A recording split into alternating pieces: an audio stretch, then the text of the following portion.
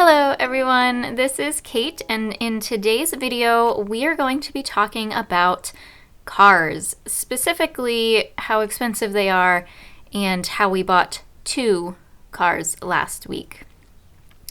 So first I'm going to start off by kind of explaining our situation and our original plan.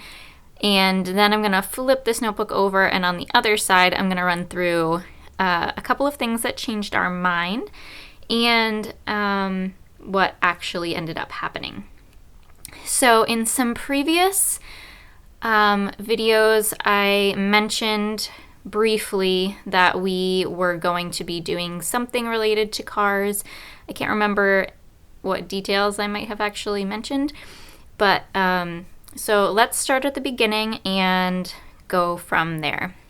So the cars that we had, my husband was driving a 2016 Jeep Renegade, which we were leasing, and that lease was at the end of the lease, so we were going to have to do something about this vehicle. And my car was a 2010 Nissan Versa, which we owned. I had paid off a number of years ago, at least 3 years ago. Okay, so like I said, the lease for the Jeep was ending and we needed to find a replacement for the Jeep.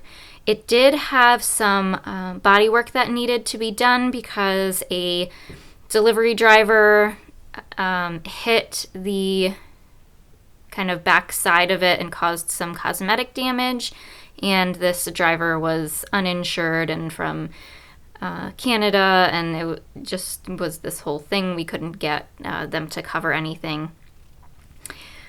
For my vehicle, it was in really bad shape and needed a lot of repairs. The car was old, and just kind of because of all of the financial things that we had going on this year, I kept putting off maintenance that needed to be done. It needed brakes, the muffler was incredibly loud, and I don't think it was fully attached, and there were so many other things. My back hatch wouldn't open, my driver door handle fell off a couple of weeks ago. I couldn't, even my hood was stuck, so I couldn't even put wiper fluid in. I mean, that's all little things and kind of inconvenience things, but the brakes and the muffler were bigger deals. There was also something with the transmission that wasn't like super critical, but did need to get done. And then this past weekend, the weekend that before we made the purchases,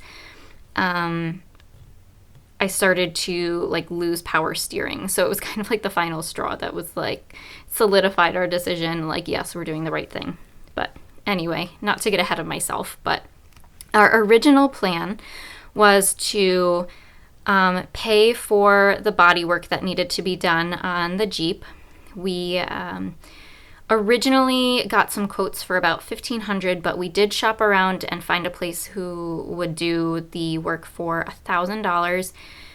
So we were going to pay for that work to be done and then turn in the lease and then find a sedan to buy for Joe to drive. And my goal was to find something that was around $8,000. And then we would have about $1,000 for to put towards a down payment on this car.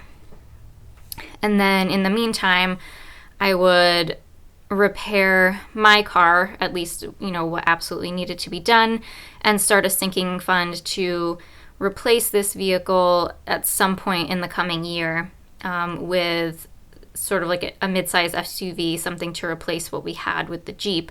And in the meantime, we were just going to live with 2 cars. I actually have a hatchback, but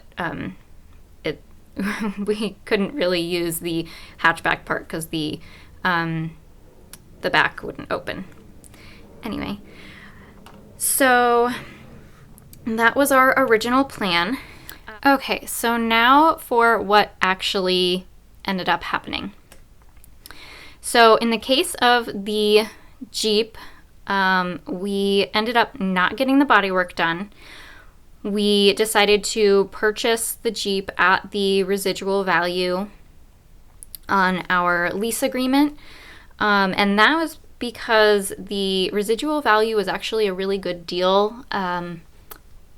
Market value for a Renegade and with the same mileage of that year was about well into the 16,000s, and the residual value on our Jeep was 14,409. So it did end up being a pretty good deal. So I do feel good about this purchase. And the car that we originally found to replace the Jeep with, I realized I never actually wrote down what it was, but it was a 2014 Jetta, and I ended up deciding not to get repairs done on my Versa, and I traded my car in for the Jetta instead. And part of that was because I was hesitant, again, to spend so much money on repairs when that money was probably better spent putting towards the new vehicle. So the Jetta that I found was 2014. List price was $9,000, and it had about 50,000 miles on it, which looking on Auto Trader, it was really, really difficult to find a better deal than that. In fact, putting in the year and the mileage for any sedan within like 50 miles, this was the only one that came up with that search criteria. So I'm pretty confident that we got a good deal. And the final purchase price on the Jetta was actually $8,800. So between that list price, we put $1,000 down on this vehicle, and then my trade-in value for my Versa was $500, which honestly I was thrilled with. I thought I was going to have to pay them to take the car. It was really in that bad a shape. So after everything was said and done there, we financed the Jetta for $8,127.75. So I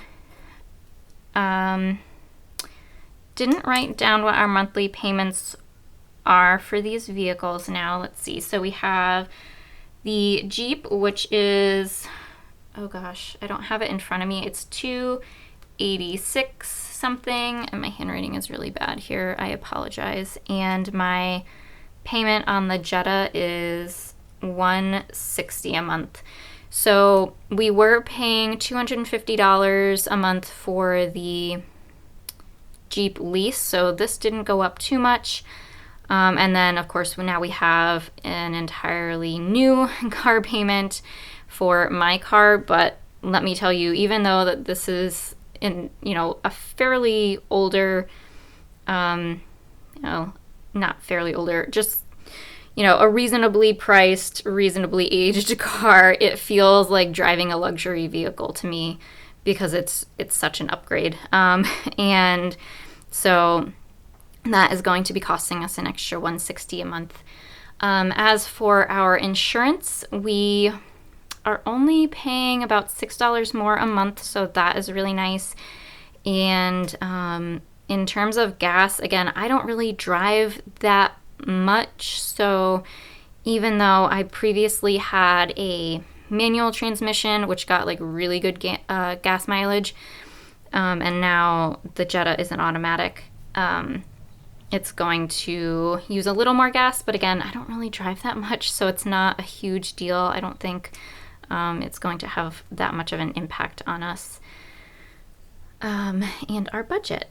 So yeah, I think I went through everything pretty clearly. If you have any questions, please comment below. If there was something that I glazed over or something that I missed or something that was unclear. I feel pretty good about these purchases. Obviously, no one wants to be going thousands of dollars more into debt. However, with the Jeep, it's a case of coming out of a lease, so at least this is something that we can pay off. They're both very good value vehicles. I feel comfortable. I mean, the goal is to never be taking out car loans like this again after these are paid off. But I feel okay with this because, number one, they're completely reasonable vehicles. We don't buy brand new cars. We don't, spend tons of money on vehicles. I think for the reliability and the position that we're in right now, it was worth it, and I am not going to be losing any sleep over it. One more thing to kind of justify our decision to get rid of the Versa. I kind of have mentioned this here and there, and I might do an announcement video coming up soon, but it's worth mentioning that I am pregnant, and so to not only have a reliable vehicle for myself to drive, but for our family to have a four-wheel drive vehicle with a baby due at the beginning of January in the Northeast, it was kind of a major factor in making this decision. Anyway, I think that pretty much covers everything that happened with our cars over the past week and a half. If I did leave anything out, again, please feel free to ask down below, and I will answer your questions to the best of my ability. And I look forward to seeing you guys in the next video. Thanks for joining me. Bye!